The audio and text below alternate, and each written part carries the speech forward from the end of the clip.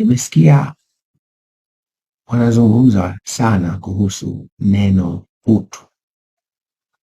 Kiingereza maana yake dignity. Utu maana yake ni ujumla wa thamani ya ubinadamu wako. Ujumla wa thamani ya ubinadamu wako ndio utu. Usalama wa uhai wako, utu. Uhuru wako, utu. Uwezo wako wa kujitafutia kipato bila bughudha, bila kuonewa, bila kuzongwa, utu. Haki ya watoto wadogo kuyaona maisha baada ya miaka 5, utu. Haki ya kusimama hadharani na kutoa mawazo yako na kusikilizwa na viongozi, utu.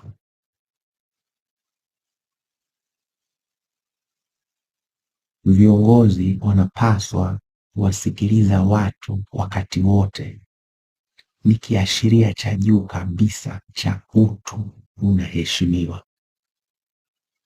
Kiongozi anayezungumzia utu pasina kuwa na uhusiano na hayo niliyoyasema, huyu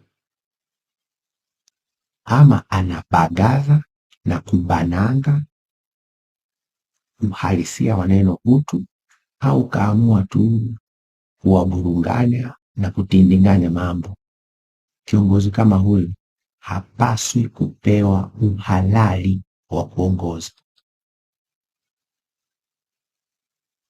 Tarehe 29, mimi Humphrey Polepole sitaonekana kwenye kituo chochote cha kupiga kura, kwa sababu hakuna uchaguzi, kuna kiini macho.